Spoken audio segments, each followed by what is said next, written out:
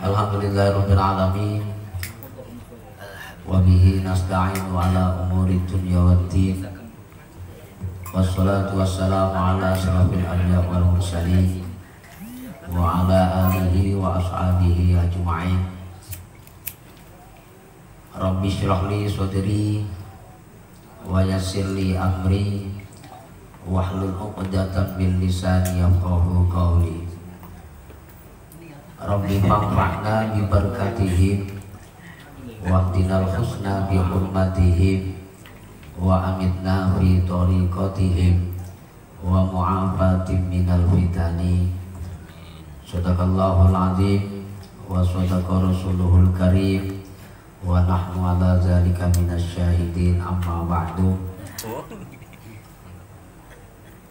Qala mu'alif rahimakumullahu ta'ala wa nafa'na bihi wa bi ulumihi fid dharaini amin ya rabbal alamin.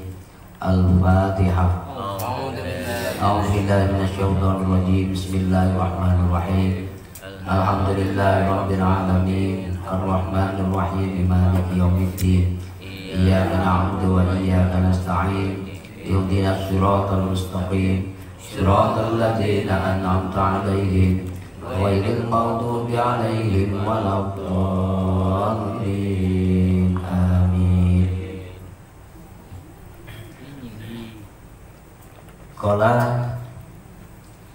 bapak-bapak jamaah yang dirahmati Allah Subhanahu wa taala, melanjutkan keterangan dalam minggu yang lalu, malam Jumat yang lalu kita masih menjelaskan dan menerangkan tentang muraqabah. Apa? Muraqabah. Muraqabah itu berbeda dengan muqarabah. Kalau muqarabah itu dekat, ya. Kalau muraqabah itu bahasa orang Jawa itu DP. Mungkin kurang lebihnya seperti itu Pak Uda, ya. DP. Ya, kalau bahasa Indonesianya itu mengintai-intai atas anugerah Allah Subhanahu wa taala. Dalam pembahasan ini di dalam Al-Futuhat Ar-Rabbaniyah ini, muraqabah itu dibagi menjadi 20, ya. Dalam 24 jam bagi seorang salik, ya, seorang salik atau seorang thorik, ya, orang yang menjalankan thoriqah itu diupayakan untuk bisa menjalankan muraqabah 20 dalam sehari semalam, ya. Nanti ada aturan-aturannya masing-masing, pada jam berapa, waktunya kapan. Kemudian bapak-bapak yang dirahmati Allah Subhanahu wa taala, di antara 20 muraqabah sudah kita bahas. Muraqabah yang pertama adalah muraqabah lupa. Ya, muraqabah lupaniyah. Biasa, maklum namanya orang-orang tua, ya. Ya, namanya orang-orang tua. Insya Allah kalau masalah duit tidak lupa. Amin. Ini muraqabah ahadiyah, ya, itu yang pertama. Mengintai-intai atas anugerahnya Allah, yang Maha Esa, yang Maha Satu. Berusaha untuk mengesahkan Allah, menyatukan Allah di dalam hati kita, jangan ada yang lain, ya. Kemudian yang kedua adalah muraqabah ma'iyah, ya, muraqabah ma'iyah, mengintai-intai atas kebersamaannya Allah terhadap kita atau kepada kita. Yang ketiga adalah muraqabah aqrabiyah, ya, selalu mengajak hati kita untuk mengintai-intai atau melihat-lihat atas kedekatannya Allah terhadap hambanya, terhadap kita. Kemarin dalil-dalilnya sudah dijelaskan semua, termasuk ada wallahu ma'akum ainama kuntum. Allah itu bersama-sama kita dimanapun kita berada. Kemudian yang aqrabiyah adalah wa nahnu aqrabu min hablil warid. Allah itu dekat kepada kita, saking dekatnya itu melebihi dekatnya urat nadi. Nah, kemudian bapak-bapak yang dirahmati Allah Subhanahu wa taala, muraqabah yang keempat adalah muraqabatul mahabbah fit dairatil ula. Ya, mengajak basirah kita, mengajak mata hati kita untuk melihat atau mengintai-intai kepada Allah Subhanahu wa taala atas kecintaannya terhadap orang-orang mukmin, orang-orang yang beriman kepadanya. Itu juga harus kita latih basirah kita atau mata hati kita untuk selalu melihat saudara-saudara kita yang mukmin, saudara-saudara kita yang beriman kepada Allah Subhanahu wa taala, mereka sangat dicintai oleh Allah Subhanahu wa taala. Saking cintanya Allah terhadap orang-orang mukmin itu, Allah Subhanahu wa taala tidak lepas-lepasnya untuk memberikan ujian dan cobaan terhadap mereka. Pernah nggak kita melihat, Pak, orang-orang yang mukmin itu malah hidupnya susah terus? Banyak, ya, hutangnya banyak, masalahnya banyak. Itu biasanya seperti itu, ya kan?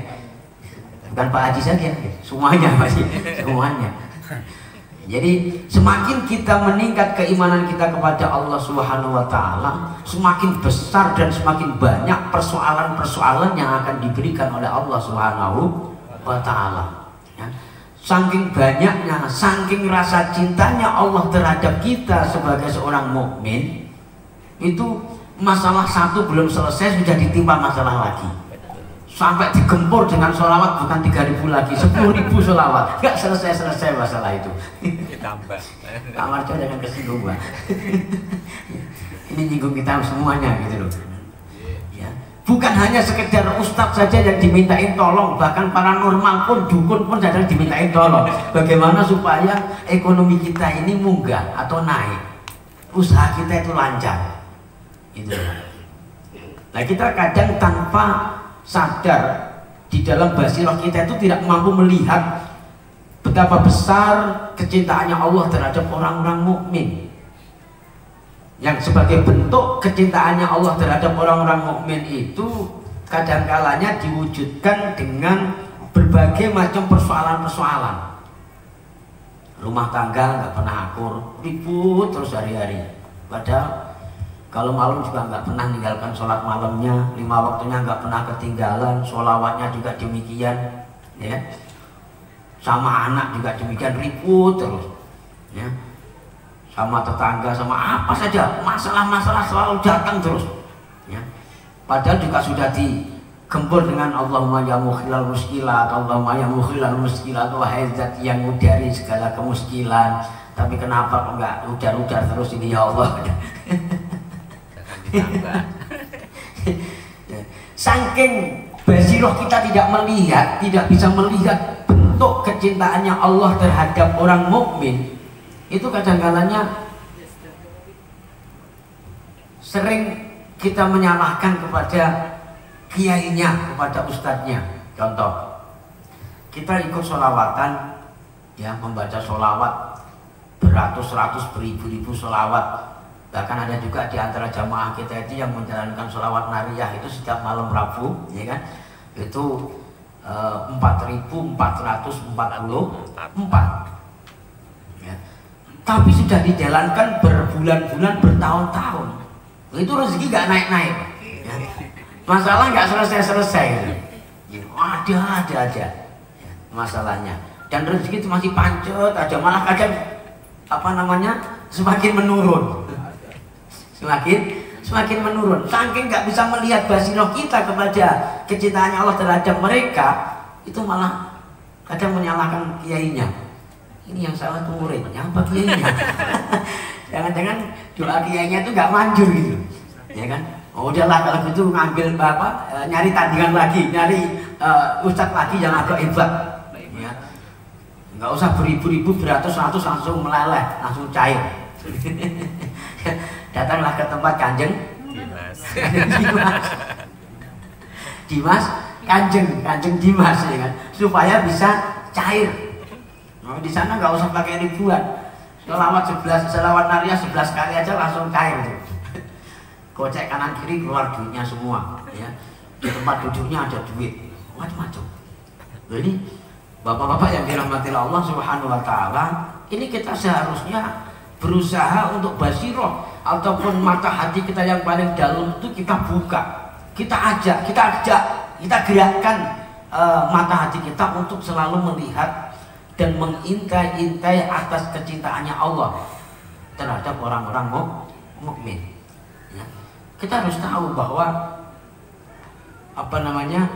bentuk kecintaan Allah itu kalau kita sudah mampu menyelesaikan ujian-ujian yang diberikan oleh Allah. Dengan mampu menyelesaikan, maka insya Allah PR kita akan naik, titel kita akan naik, jabatan kita akan naik dari kelas 1 menjadi kelas, dari kelas 2 menjadi kelas 3. Bagaimana kita bisa naik kelas 1 menjadi kelas 2 kalau ujian aja gak pernah, ya?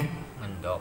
Nah, akhirnya juga nanti akan bertelur juga di kelas 1 aja terus. Aman di zona kesenangannya.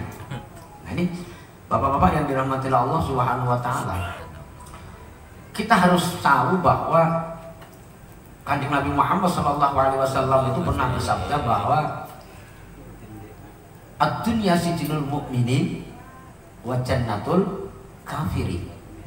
Dunia ini Pak, itu diibaratkan bagaikan penjaranya orang-orang yang beriman kepada Allah Subhanahu Wa Taala dan menjadi surganya orang-orang yang jauh daripada Allah Subhanahu Wa Taala. Jadi semakin kita beriman kepada Allah Subhanahu Wa Taala, semakin tambah persoalan-persoalan kita. Kalau bahasa kasarnya itu semakin sengsara lah di dunia. Bagaimana gak sengsara lah Pak? Malam-malam harusnya kita nyenyak tidur, ya. Jam 9 tidur sampai pagi, jam 6, jam 7 baru bangun, terus kerja. Berhubung kita tuntutan iman, maka malam hari harus bangun, ya kan? Melek malam, sholat tahajud, qiyamul lail, baca istighfar, menjalankan thariqahnya, ya kan? Nanti habis itu tidur setelah tahajud, ya. Jam 4 pagi atau jam setengah 5 sudah bangun, ya, menunggu datangnya waktu subuh. Ya, kita juga masih untuk melaksanakan berbagai macam amaliyah ataupun ubudiyah. Sengsara enggak ya? Sengsara enggak orang yang beriman? Sengsara, enggak ada enaknya. Enggak ada enaknya. Ya. Beda dengan orang-orang yang jauh dengan Allah. Enak-enak saja. Nah, kadang-kalanya itu malah justru semakin jauh dengan Allah semakin enak hidupnya. Karena apa? Karena dunia itu jadi surganya mereka. Nah, senikmat apapun kita di dunia, selagi kita beriman kepada Allah, itu bagikan kita di neraka, bagikan kita di penjara. Baru nabung sikit-sikit dapat tabungan 100 juta misalnya kan, udah dituntut untuk mengeluarkan zakat. Zakatnya hampir 2 juta lebih itu, ya.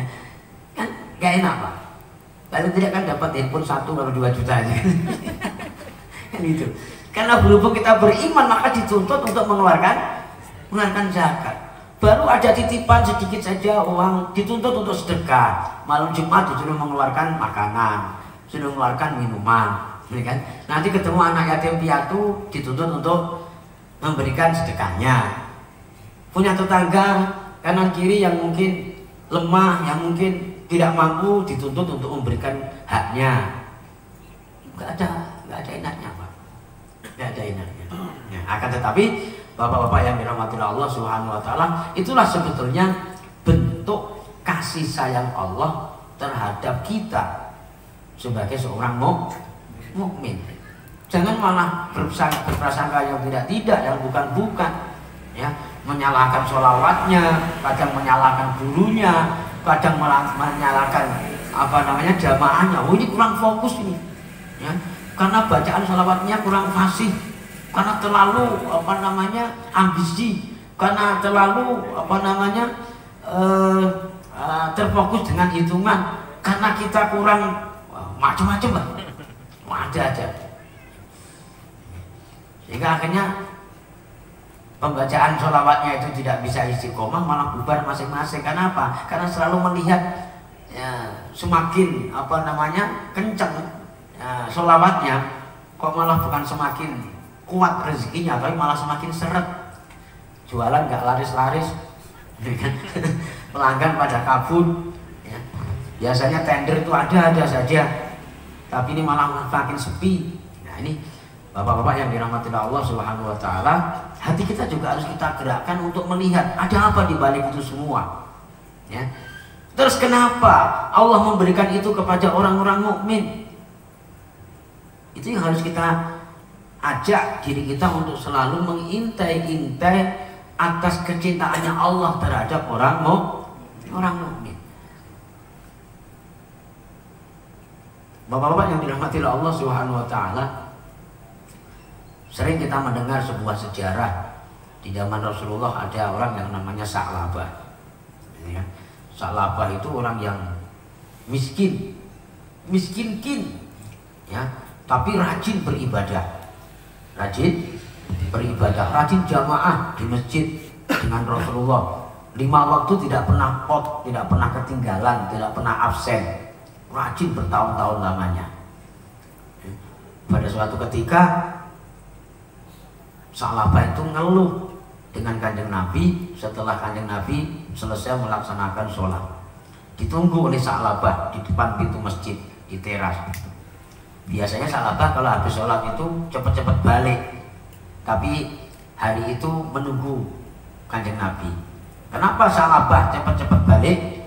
Karena saking miskinnya Sa'labah, pakaian yang dipakai oleh Sa'labah untuk melaksanakan sholat itu nanti kalau Sa'labah nyampe rumah itu dipakai oleh istrinya juga melaksanakan sholat. Saking miskinnya Pak. Kalau bapak-bapak belum ada yang pernah ngalamin seperti itu, sarungnya Pak Haji dibuat jamaah di masjid, habis itu dibawa pulang, nyampe rumah dipakai Bu Haji untuk sholat, itu nggak ada ya, saking miskinnya ya. Tapi Sa'labah seperti itu Pak.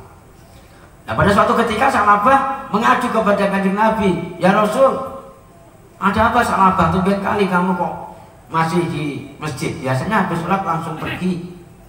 Iya ya Rasul, sebetulnya tuh saya mau ngomong sama kanjeng Rasul itu malu. Lah kenapa? Gini ya Rasul, saya itu kan setahu saya itu sholat itu juga gak pernah ketinggalan ya Rasul. Jamaah sama jenengan itu juga 5 waktu gak pernah absen. Tapi kenapa hidup saya susah ya Rasul? Padahal wiritan malam Jumat saya juga aktif. Jauh-jauh dari Marina City sampai kemari itu juga gak pernah off aku ya Rasul. Malam Selasa tawajuan juga gak pernah ketinggalan. Ya. Malam Rebu Narian juga gak pernah ketinggalan ya Rasul. Tapi kok hidupku susah terus, ini gimana ya Rasul? Ya, hutang gak pernah berhenti. Terus maunya apa kamu wahai Sa'labah? Mau tolong ya Rasul, engkau kan kekasih Allah, engkau kan dekat dengan Allah, sekali-kali kan mintakan sama Allah. Ya nggak usah kaya-kaya kali lah, paling tidak ya rumah ada lah ya Rasul, mobil ya Alphard atau apalah. Oh gitu ya. Yang namanya Rasul itu adalah orang yang sangat bijak, sangat adil. Ya udah, nanti ke rumah. Kapan ya Rasul? Ya terserah kamu, ada waktunya lah. Nanti ya Rasul ya. Itu bahasa enaknya itu seperti itu. Oke. Setelah itu Kanjeng Nabi Muhammad SAW memberikan hadiah kepada Sa'labah. Diberikan hadiah 2 ekor kambing. Ya, itu bedanya Kanjeng Nabi dengan kiai, Pak. Paling kalau datang ke tempat kiai dikasih amalan, dengan itu. Kalau Kanjeng Nabi dikasih modal. Ya, muridnya susah, datang ke tempat kiai supaya rezekinya lancar. Oh dikasih amal, ini baca sholawat bila perlu 15.000 ya sehari ya. Kemudian sholawat nariyahnya jangan sampai kurang sehari semalam 444. Habis maghrib sama habis isya Yasin Waqiah ya. Habis maghrib sama habis subuh Yasin Waqiah. 5 waktunya sholawat nariyah 11 kali. Waqiahnya dibaca di luar ya, di luar rumah ya, jangan di dalam rumah. Jadi banyak amalannya. Itu bedanya kiai dengan kanjeng Nabi. Kanjeng Nabi enggak, ya, enggak dikasih amalan wiridan-wiridan, enggak dikasih modal 2 ekor kambing. Ya. Setelah dikasih modal sama kanjeng Nabi, Salabah berjanji, ya insya Allah ya Rasul, saya janji dengan engkau ya Rasul, kalau saya bisa layak sebagaimana orang-orang itu ya Rasul, paling tidak kalau mau ke masjid juga nggak jalan kaki lah, ya ada motor kayak, atau mungkin bisa punya mobil, kalau hujan nggak kehujanan, kalau panas nggak kemanasan, saya akan rajin beribadah ya Rasul. Kalau malamnya, tahajud semalam-semalam kalau sempat saya kaya. Sama dengan bapak-bapak. Datang ke tempat kiai, ya, atau ke tempat ustadz minta amalan supaya sukses, supaya berhasil, supaya kaya, supaya usahanya lancar. Ya, janji macam-macam. Pokoknya saya akan rajin ngaji lah Pak Ustadz. Ya, doakan saya, insya Allah nggak akan lupa saya Pak. Nah, ustadznya itu karena berhubung udah ngantongin ilmunya Salabah, jadi enggak, ya saya regih gitu aja. Karena apa? Melihat kronologi Salabah itu ketika beliau berhasil menjadi orang kaya raya, kambingnya banyak, itu perlahan-lahan sudah mulai ingkar janjinya kepada kanjeng Nabi. Yang tadinya janjinya mau rajin ibadah, akhirnya berkurang rajin jamaah dengan beliau, ya kurang jamaahnya, lama sampai tidak melaksanakan sholat. Saking kayanya Salabah, akhirnya sibuk dengan usahanya, sibuk dengan ngurusin kambingnya, sehingga muncul ataupun timbul kesombongan yang ada dalam diri Salabah, berani membentak-bentak kepada orang yang minta. Sehingga dengan ringkas cerita, maka Salabah menjadi orang yang bangkrut sampai meninggalnya tidak sempat bertobat kepada Allah Subhanahu wa ta'ala. Nah, kita kalau bisa jangan seperti itu Bapak, gitu loh. Kita sudah dilatih untuk thariqah, berusaha bagaimana bisa istiqomah. Tidak usah janji-janji sama kiainya, janji sama Allah saja. Berjanji dengan dirinya sendiri, aku akan berusaha untuk meningkatkan keimananku, ya, untuk istiqomah di thariqahku, untuk istiqomah di pengajianku dan seterusnya. Daripada janji-janji sama kiainya, nanti ujungnya apa? Janji tinggal janji. Nauzubillah min dzalik. Nah, ini Bapak-bapak yang dirahmati Allah Subhanahu wa taala, basiroh kita, mata hati kita latih, kita ajak untuk selalu mengintai-intai atas kecintaan Allah terhadap orang-orang yang mukmin. Bentuk daripada kecintaannya adalah berbagai macam cobaan, berbagai macam masalah, berbagai macam ujian-ujian. Itulah tanda bukti kecintaan Allah terhadap orang-orang yang mukmin. Demikian, mudah-mudahan ada manfaatnya dan mudah-mudahan kita mampu perlahan-lahan untuk mengamalkannya dalam kehidupan kita sehari-hari, sehingga akan mampu untuk wusul ilallah, bertemu dengan anugerah-anugerahnya Allah Subhanahu wa taala. Amin ya rabbal alamin. Demikian yang bisa kita sampaikan. Terima kasih atas segala perhatiannya. Mohon maaf atas segala kekilafannya. Mudah-mudahan ada manfaat dan berkahnya. Amin ya rabbal alamin. Al-Fatihah. A'udzubillahi minasyaitonir rajim. Bismillahirrahmanirrahim. Alhamdulillahirabbil alamin. Arrahmanir rahim. Maliki yaumiddin. Iyyaka na'budu wa iyyaka nasta'in. Ihdinas siratal mustaqim. Shiratal ladzina an'amta 'alaihim ghairil maghdubi 'alaihim waladdallin. Amin. Assalamualaikum warahmatullahi wabarakatuh.